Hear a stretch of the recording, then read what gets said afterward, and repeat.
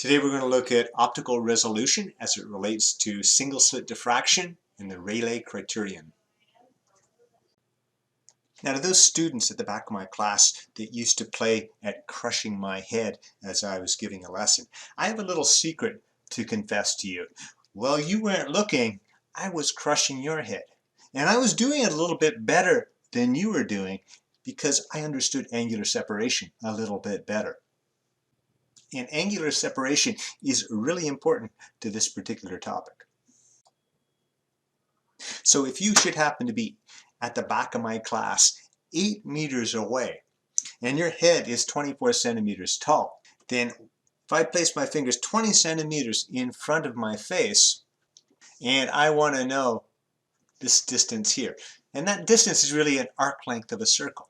We've essentially got an arc of a circle here, and that by definition in radians, that angle theta has to be the same for both, and it will be equal to that arc length divided by the radius of the circle. So if the angle is the same for the head and for the fingers, we've got that this arc length, which is how far you want to space your fingers, divided by 20 centimeters, should be equal to this arc length here, which is 24 centimeters, divided by the radius of this circle here, which will be 8 meters or 800 centimeters. So we get that S is equal to 0.03 times 20, which is equal to 0.6 centimeters or 6 millimeters. So if I want to crush your head 8 meters away, and your head's 24 centimeters tall, I should place my fingers 20 centimeters in front of my face, my fingers 6 millimeters apart, and I'll get the perfect crush.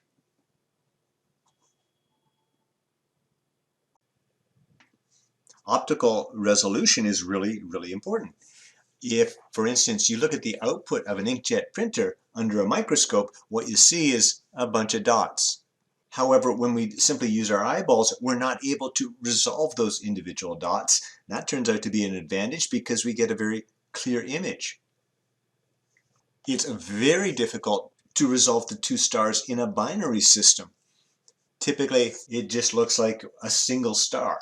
However, with special equipment, we can resolve and find out that we really do have a binary star with two individual sources of light. So there's all kinds of factors that are going to affect resolution. The most fundamental of these is called the Rayleigh Criterion. So you'll recall the single slit diffraction pattern. We had a peak intensity along the principal axis, and then there were some smaller peaks off to the side. So if we have a slit here, it would produce a diffraction pattern like this. And let's say we had another source over here, it would produce its own diffraction pattern, something like this. Now we could move our slits closer together, and if we did that, of course the diffraction patterns are going to get closer together, and there's going to come a point at which the maximum of one falls exactly on the minimum, the first minimum of the other. So here we've got maximum on minimum, and of course over here we'd have maximum on minimum as well, as long as the wavelength is the same.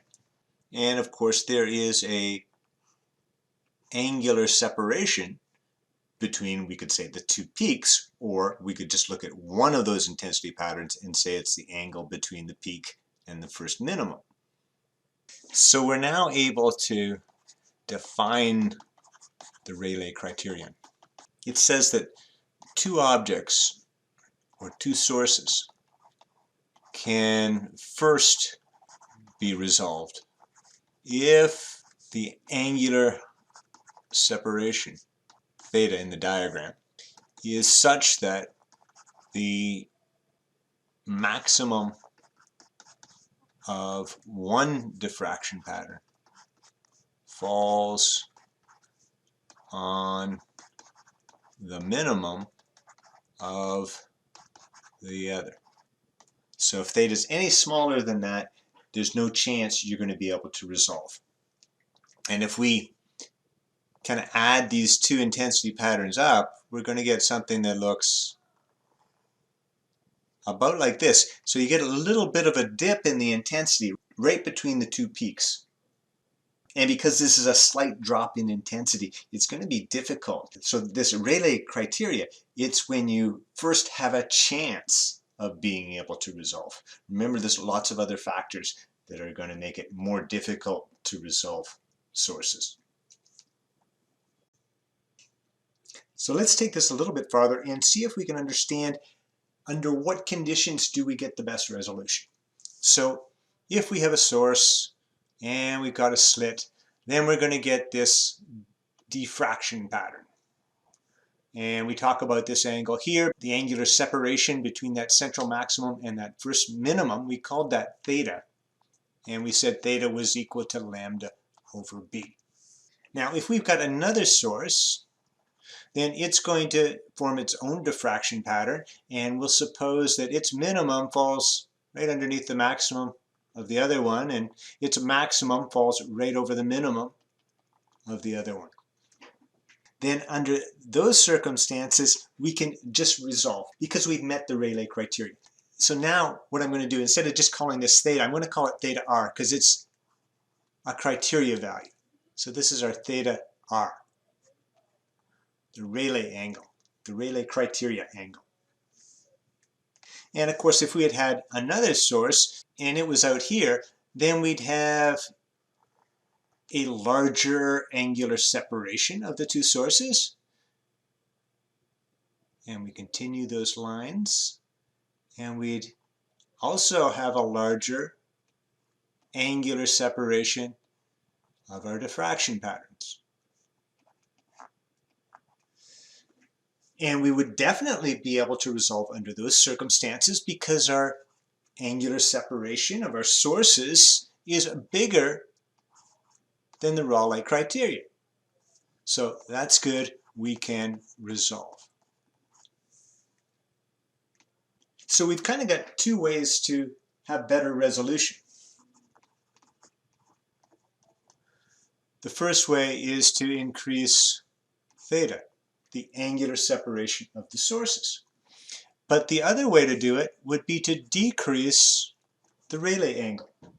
If we're able to make our Rayleigh angle a little bit smaller, then of course it's easier to make our angular separation of sources, or equally the angular separation of our maxima, bigger than something that's small than it is to make it bigger than something that's a little bit bigger. So that Rayleigh angle is given by lambda over b, which means we can either make lambda smaller for better resolution. So we could use blue light rather than red light and we'll get better resolution. Or we can make b wider. Make our slit a little bit wider. That's going to separate the maxima a little more. In practical applications, we usually don't have slits. We usually work with circular apertures. So lenses and satellite dishes, and most importantly, pupils of the human eye. And when you've got these circular apertures, our Rayleigh criteria angle changes a little bit. We get a factor of 1.2 out front of the lambda over b. So generally, this is what we're going to be using for our Rayleigh criteria angle. So for a given wavelength and slit width or aperture width, there will be a Rayleigh criterion angle. And if our two sources happen to have an angular separation that's bigger than the Rayleigh criterion angle, then of course you're going to get resolution. But if our two sources have an angular separation that's smaller than our Rayleigh criterion angle, then of course we won't be able to resolve the sources. Okay, we've got a very common problem. You might have experienced this at night. You see a vehicle heading towards you. You think it must be a motorcycle, but as it approaches closer, you realize it's really a car. So we're trying to figure out what's the limiting distance at which you could resolve two headlights from one headlight. You're going to have to make some numerical estimates. You're also making some assumptions. I'd like you to think about those. So pause the video, try the question, come back for the answer. So we're trying to work out this distance here. And that's going to be a very long distance, so there's really a big gap in here. This is the pupil of the eye. And this here would be a very short distance. This here would be the distance from the pupil to the back of the retina here. Now we need to make a few numerical estimates. We need to estimate how far apart those headlights are. And I would say it'd be about 1.5 meters. We need to estimate the size of a pupil, and I would think that would be about 1 centimeter. It's at night, so your pupil would be enlarged. And we also need to estimate the wavelength of the light coming out of the headlights. Visible spectrum goes from about 300 nanometers for blue to about 700 nanometers for red. If we assume yellow is kind of in the middle, I think 500 nanometers would be a decent estimate. So let's work out our answer, and then we're going to go back and discuss what assumptions were really being made here. So to just resolve it, we're saying that our angular separation here is exactly equal to the Rayleigh criterion. And of course, this is the same angle on both sides. This angular separation in radians as this arc length divided by the radius of the circle here, d. And note that because theta is such a small angle, both the arc length and this straight line we can estimate them both to be 1.5 meters. They're going to be essentially the same length. So for our theta here, we've got 1.5 meters divided by d. And for our Rayleigh angle, that's got to be 1.22 times the wavelength over b. So we're going to get that d is equal to 1.5 times b, which is 1 centimeter. We got to convert that to meters, put all of our distances in the same units. I'm going to use meters. So this would be 1 times 10 to the minus 2 meters. And then you've got to divide that by 1.22 times lambda, which is 500 nanometers. Nanometers times 10 to the minus 9 meters. So we're going to work out a distance in meters. If you work that out, you get an answer of approximately 25,000 meters, which is 25 kilometers. That's a very long distance. And there's no way that you're going to be able to resolve the two headlights from that long of a distance. And that's because the Rayleigh criteria is our ultimate limit, but we have other limits in the way. So for instance, there is air. When we use our equation here, we're kind of assuming that we don't have any air. Air is going to limit your resolution because the air moves around and it causes a bit of refraction, and that causes some shimmering. We're kind of assuming that we've got a perfect lens, perfectly smooth in our eyeball. We're assuming one wavelength of light, monochromatic, when in fact we would have a range of wavelengths, which is going to create some chromatic aberration. The different colors diffract by different amounts. If we're on flat ground, we would have to take into account the curvature of the Earth. The Earth dips by about 5 meters for every 8 kilometers you travel. And we're also kind of assuming a perfect or ideal retina. But the retina is made of tiny cells that fire when they're hit by a photon of light. So there's a limit on their resolution as well. So this number here, 25 kilometers, that would be very optimistic. Actually be a lot less than that. We've been talking about apertures and slits and kind of making it out as if the limitations to our resolving power really come down to apertures and slits. But really it's about beams of light. If we take a laser light, then that laser light has a small width to it. And what's going to happen to that laser light as it moves along is it's going to spread out.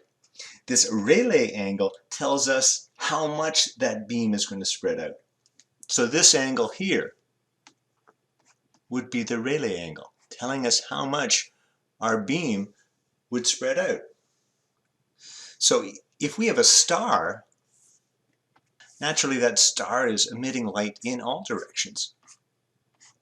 So when we look at that star through our pupil, we effectively create a beam that's the size of the pupil. And that beam is going to spread out, and that puts an absolute limit on our ability to resolve. So these other things like chromatic aberration and unsmoothness in the lens and a shimmering atmosphere because of the air, these can all be improved upon. They're not absolute limits, but the Rayleigh criteria is an absolute limit. So there's lots of ways of improving optical resolution. We can attempt to improve the conditions. So we can create a vacuum. We can remove the air. That's going to help. We can make smoother lenses. We can use monochromatic light. All of these things are going to help. And there's lots of ways to do that. Secondly, you can do things that are going to increase the angular separation. And usually that means using lenses to do magnification. But the only way to increase the absolute resolution is to work on the Rayleigh angle to make it smaller. So you either want to go towards shorter wavelengths or longer diameters. An example of that would be the Blu-ray discs. So the information on a DVD is stored in these little bumps. But if you can make the bumps a little bit smaller, then you can store more information. And if you use a smaller wavelength, then you'll be able to read smaller bumps. So you're moving towards higher resolution. This thing here is the largest radio telescope in the world. So it has a very large diameter. Radio waves have very long wavelengths, so you really have to make up for that long wavelength by having a very large diameter. Radio waves are also very weak in intensity, so we need to collect a lot of signal. So we need a wide beam that we're collecting, and then we want to focus all that energy so that we're going to have enough energy to read that signal.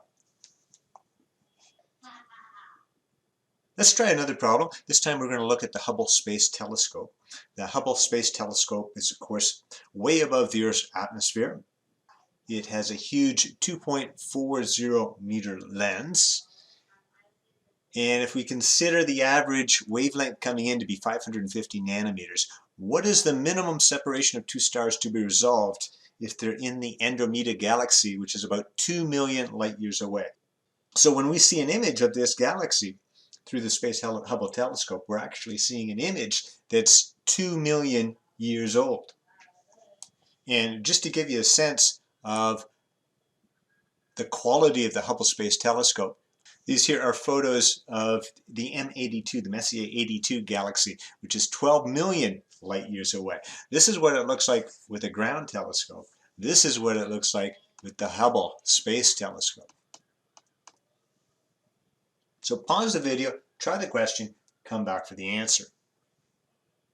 So we're trying to find out this distance here. Let's call that S for separation. We know this distance D is 2 million, 2 times 10 to the 6 light years. B is 2.40 meters. And what we want to do is equate the angular separation to the Rayleigh angle. So S over D should be equal to 1.22, lambda over b. S, we want to find it out. D is 2 times 10 to the 6th. That's in light years. 1.22. I'll express my wavelength in meters, so 550 times 10 to the 9th meters. B is 2.40 meters. So notice the meters are going to cancel out here. The light years are going to cancel out here if we work out that separation distance in light years. So my units right now are fine. Let's solve for that separation distance. If you do that, you should get an answer of about 0.6, and that would be in light years. Now, due to things like defects in the lens and chromatic aberration, the resolution of the Hubble Space Telescope is not quite as good as that, but it's pretty close. Typical stars in the outer part of the galaxy are separated by an average distance of about 5 light years, and inner stars on average are about 1 light year apart.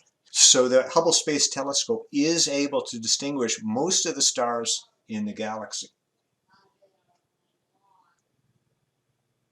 The IB snuck a little statement about the resolvance of a diffraction grating in the syllabus, so let me cover that here. You'll recall from the video on multi-slit patterns, multi-slit interference, that if you send, say, laser light through a diffraction grating, you get these very, very sharp peaks, and they're well separated. And the separations get larger as you go out to higher order maximums. So this central maximum, call that m equals 0. First order maximum is m equals 1. Second order maximum is m equals 2, etc. And the same thing on the other side.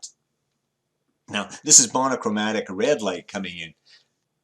But if we send white light through a diffraction grating, well, at m equals 0, we don't get any separation because there's no diffraction. But at m equals 1, the red light gets diffracted more than the blue light. So we get this spectrum where we separate the different colors. And though we get weaker intensity out at m equals 2, we actually get greater separation. Where this is particularly useful is with line spectra. So this is the line spectra here for neon. And you can see some of these lines, it's very difficult to tell whether you've got one line there or 2 lines. So we'd kind of like to know, well, should I use a diffraction grating with 1,000 lines per centimeter or one with 10,000 lines per centimeter so that I can resolve 2 particular lines?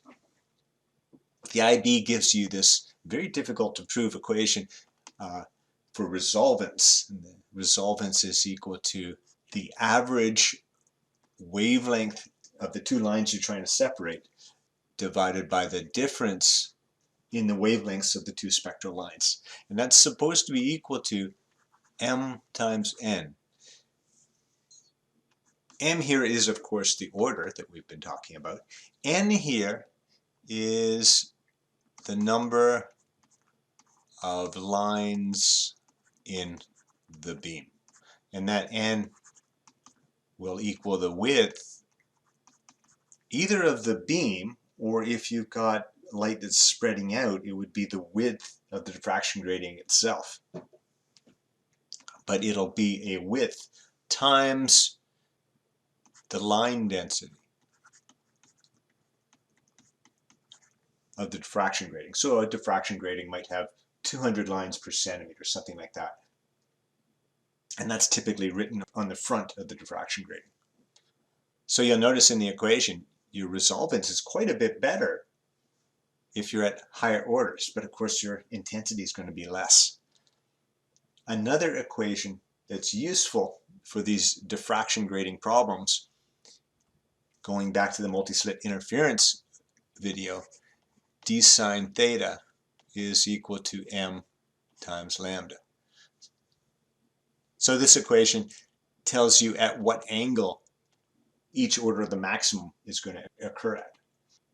And m here can only be so large because sine theta has to be less than 1. So the maximum diffraction angle has to be 90 degrees. So set theta equal to 90 degrees for, I'll call this max, the maximum order that you can get. So if we solve here, sine theta becomes 1 and we get d equals m max times lambda, and we can work out that maximum order that we can use for a diffraction grating. It'll simply be equal to the distance between the lines divided by the wavelength. So we have two useful equations for us here. So let's try to solve a problem and put this all together.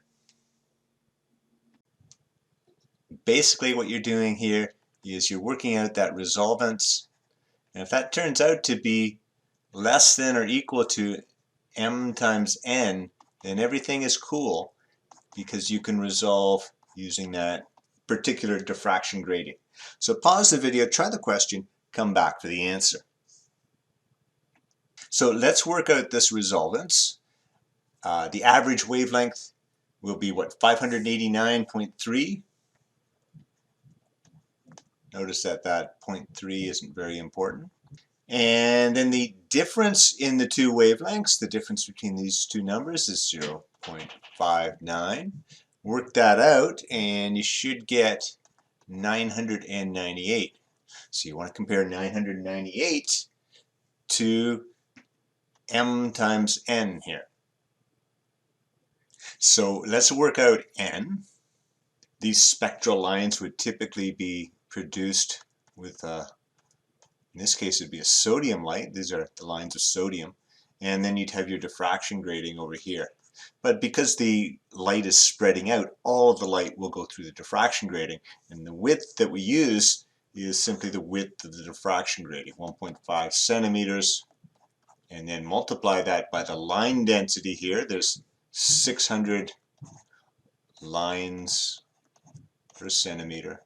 So the total number of lines exposed to the light would be 900.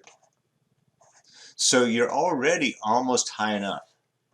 If you use m equals 1, it's not going to work. But if you use m equals 2, it's going to work. And in all probability, you're going to be able to use m equals 2. But just to check to see if we really can use m equals 2, we'd use this equation, the maximum order of the spectra that is possible. And that's just going to be equal to the distance between the slits divided by the wavelength. Distance between the slits, well, we know that there's 600 lines per centimeter. So there'd be 1 over 600 centimeters between the lines. I'm going to work in meters, so this would be 1 over 60,000 meters between the lines. That's what D will be. So this is 1 over 60,000. Our wavelength, average wavelength there, about 589 nanometers, but we've got to put that in meters because this distance here was in meters. So this will be 589 times 10 to the minus 9 meters. And if you multiply that out, you get 28.3. And well, 28.3 is definitely bigger than 2. So you're going to be able to resolve using the second order maximum. Now the second order maximum has a lot less intensity. So you might be inclined here to use the first order maximum, but a diffraction grating with more lines per centimeter, with a higher line density. So that quantity m times n, taking m equals to 2, would be 2 times 900 equals 1800, and that is definitely bigger than 998. So everything's okay, you'll be able to resolve. So let's summarize the big ideas from the video. The first idea was this idea of the Rayleigh Criterion. We just said that in terms of resolution, you're first going to be able to resolve two images when the maximum of the diffraction pattern of one source is right over the minimum of the diffraction pattern of the other source, and vice versa. This is where you're first able to resolve. And this is an absolute limit. So when you're trying to solve problems, you set the separation angle equal to the Rayleigh angle. And you're going to get resolution if that separation angle is bigger than the Rayleigh angle. But to find out the limit, you just set them equal. And the separation angle would equal the separation of the two sources divided by how far the two sources are away. The Rayleigh angle for a circular aperture is given by 1.22 times the wavelength over the width of the aperture. So this S was the separation of the sources. D was how far sources are away. And then you can solve for the unknown quantity. So this all implies that you're going to be able to improve resolution with a smaller wavelength and with a bigger aperture width. And then we finish things off with the idea of being able to resolve line spectra with a diffraction grating. And we said that if the resolvance, that ratio of wavelength to the difference in wavelength, if that was less than m times n, then you're going to be able to resolve. N here was the number of lines in the beam, and m here was the order of the diffraction grating. And there's a maximum order for any diffraction grating, and it's given by the distance between the lines on the diffraction grating divided by the wavelength of the light coming in. So please take the time to like videos, to make comments, to ask questions, become a subscriber, sign up for notifications, become a member or a Patreon.